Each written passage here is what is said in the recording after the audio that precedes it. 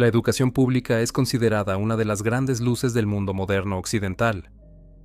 ¿Quién podría cuestionar el valor de una institución que ofrece educación gratuita y obligatoria para todos?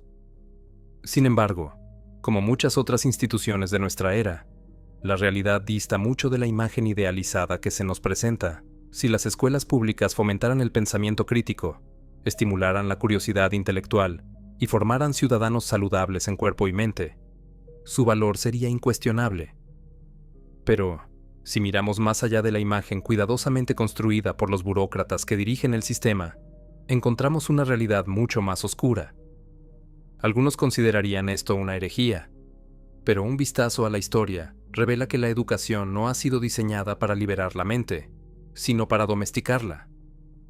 Los sistemas educativos estatales en Occidente fueron modelados bajo el esquema de educación industrial, introducido en Prusia a principios del siglo XVIII. Einstein, un genio cuya mente transformó la física, no atribuía su desarrollo intelectual a la escolarización obligatoria.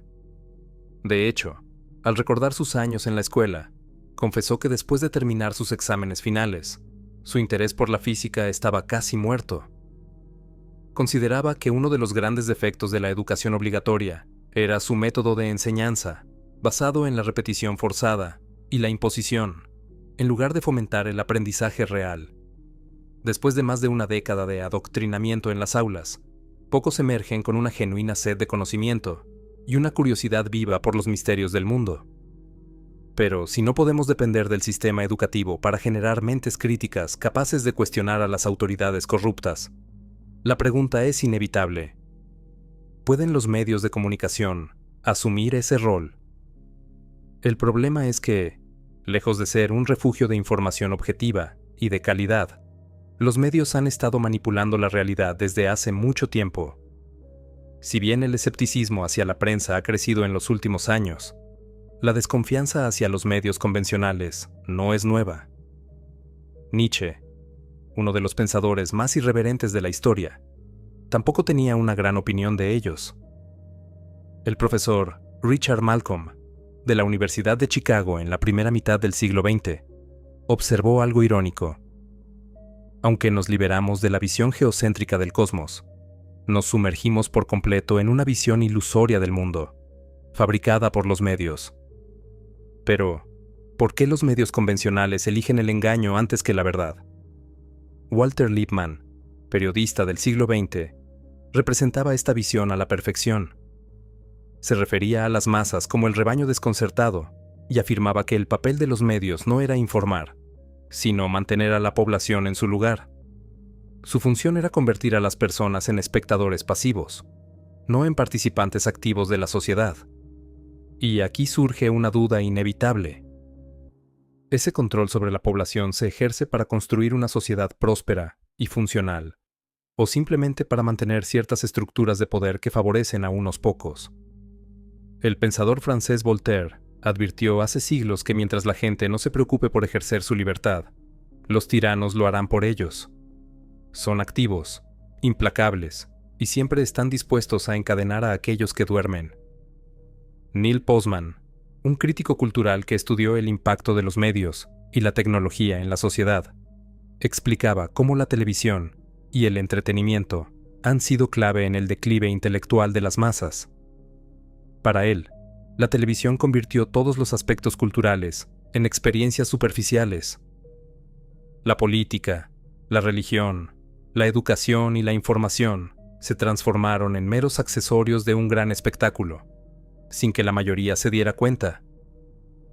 La tecnología siempre trae cambios, pero creer que solo tiene efectos positivos es un error.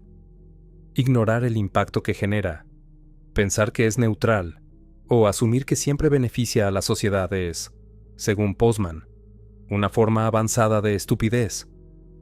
Pero la pregunta central es esta: ¿qué hace que el entretenimiento sea tan peligroso? Postman argumentaba que la forma en que comprendemos la realidad depende en gran medida del tipo de medios que utilizamos en una sociedad. No vemos la naturaleza, la verdad o la inteligencia tal como son, sino como nuestros medios nos permiten percibirlas.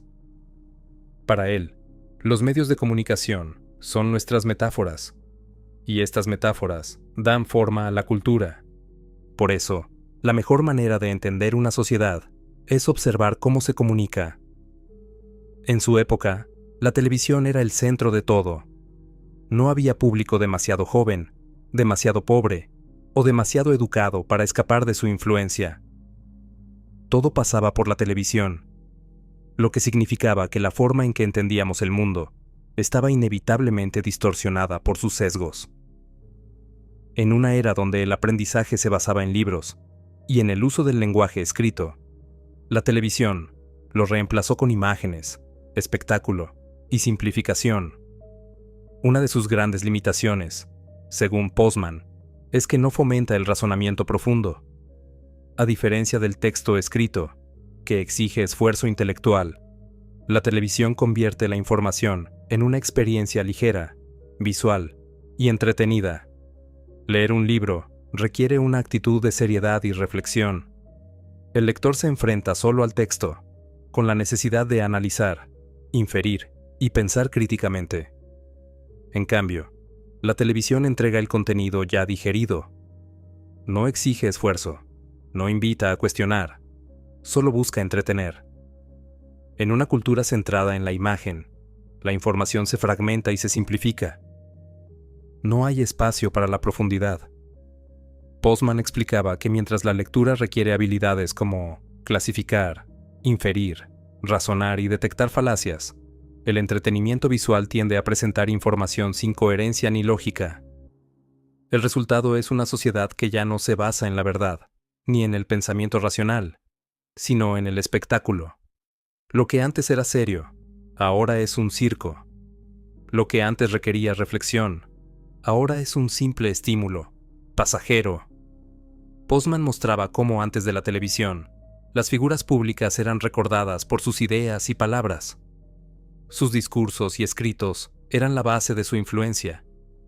Pero con el dominio de la imagen, las personas ya no son recordadas por lo que dicen o piensan, sino por cómo lucen en una pantalla. Antes, era poco probable que alguien reconociera a los primeros 10 presidentes de Estados Unidos si se los cruzaba en la calle.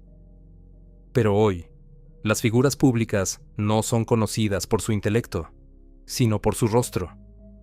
Pregunta a cualquiera por Nixon, Einstein o cualquier político moderno. Lo primero que vendrá a la mente será su imagen, no sus ideas. Este cambio no es trivial. La cultura de la imagen ha erosionado el pensamiento crítico, debilitado la capacidad de análisis y convertido la conversación pública en un intercambio de banalidades. La política ya no es sobre ideas, sino sobre apariencia. La discusión pública ya no es sobre soluciones, sino sobre espectáculo. Cuando una sociedad está distraída con trivialidades y su vida cultural se reduce a un ciclo infinito de entretenimiento, la conversación pública se infantiliza. La gente deja de ser ciudadanos y se convierte en un público pasivo. La política se convierte en un circo mediático. Y aquí radica el verdadero peligro. Una cultura que deja de pensar es una cultura que deja de existir. La dominación del entretenimiento ha transformado incluso las interacciones humanas. Como decía Postman, ya no nos hablamos, nos entretenemos. No intercambiamos ideas, sino imágenes. No debatimos propuestas, sino memes, rostros de celebridades y tendencias pasajeras. Y lo más preocupante es que este fenómeno no solo afecta lo que consumimos, sino nuestra percepción de la información. Creemos que estar informados significa estar al tanto de las últimas noticias, pero en realidad, estamos sumergidos en una corriente constante de contenido superficial que solo nos da la ilusión de saber. Cuando la información se trata como entretenimiento, el resultado es inevitable. La gente se divierte, pero no aprende nada. Este problema es mucho más grave que la desinformación. Lo que está en juego no es solo la verdad, sino nuestra capacidad de comprenderla. A lo largo de la historia, las sociedades han logrado superar la censura, la manipulación e incluso la ignorancia. Pero aún no sabemos si una sociedad puede sobrevivir cuando la información se convierte en un simple pasatiempo cuando el conocimiento se reduce a clips de 30 segundos, o cuando el valor de una idea se mide por la cantidad de reacciones que genera. Y en medio de todo esto, la política no ha escapado de esta transformación. Postman advertía que en la era de la televisión, el proceso político se ha convertido en un espectáculo donde la imagen del candidato es más importante que sus ideas. Los políticos ya no se esfuerzan por transmitir pensamientos profundos, sino por proyectar la imagen que el público quiere ver. Los discursos se acortan. Los debates se convierten en sesiones de marketing. La sustancia desaparece. Lo que queda es una ilusión cuidadosamente construida, donde el carisma y la apariencia determinan el destino de una nación. Pero, ¿realmente creemos que este tipo de espectáculo nos da una visión clara de la realidad? ¿Nos permite entender quiénes son los líderes más capaces? Postman argumentaba que la televisión no revela la verdadera esencia de un político. No muestra quién es el mejor en términos de estrategia, negociación o conocimiento del mundo.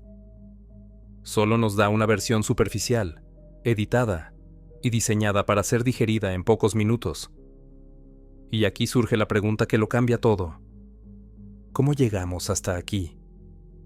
Postman publicó su libro, Divertirse hasta morir, con una advertencia contundente. Aunque la sociedad no había caído en el totalitarismo descrito por Orwell en 1984, sí avanzaba peligrosamente hacia la distopía de Aldous Huxley en Un mundo feliz. Para Huxley, el peligro no era un Estado que censurara la información, sino una sociedad que, cegada por el entretenimiento, dejara de preocuparse por la verdad. En su visión, la cultura se convertiría en un espectáculo vacío, donde la distracción sería la herramienta más efectiva de control. El cartero coincidía con esta visión. No veía el declive cultural como una imposición forzada, sino como un proceso voluntario, donde las masas, sin darse cuenta, aceptaban la superficialidad a cambio de placer inmediato. El problema no es la información, sino la cantidad de ella. No es que nos oculten la verdad, sino que la ahogan en un océano de irrelevancia. En palabras de Huxley, el temor no era que alguien prohibiera los libros, sino que la gente dejara de leerlos. Orwell temía que la información fuera suprimida. Huxley temía que se volviera irrelevante. Orwell advertía sobre una sociedad sometida a la represión. Huxley, sobre una sociedad perdida en la distracción. Y si miramos a nuestro alrededor, la pregunta es inevitable. ¿Cuál de estos futuros estamos viviendo? Postman tenía claro que el mundo avanzaba hacia la distopía de Huxley. Su temor no era que nos quitaran la libertad, sino que la cambiáramos por entretenimiento sin sentido. Que dejáramos de pensar no por miedo, sino porque nos acostumbramos a no hacerlo. Y aquí es donde todo cobra sentido. Nos estamos divirtiendo hasta morir. La cultura ha sido reducida a un espectáculo, y lo que el entretenimiento ofrece no es solo ocio, sino un mecanismo de control. En un mundo donde el placer es la nueva religión, el pensamiento crítico es el primer sacrificio. El problema no es que la gente se divierta, el problema es que hemos hecho del entretenimiento nuestra única realidad. Y cuando todo se convierte en distracción, el poder ya no necesita oprimir, porque la gente se encarga de hacerlo por sí misma. Y ahora, la decisión es tuya. Seguir en el ciclo infinito de consumo superficial, o abrir los ojos y empezar a cuestionar. Porque la verdadera pregunta no es si la adicción al entretenimiento está destruyendo nuestra sociedad. La verdadera pregunta es, ¿te está destruyendo a ti?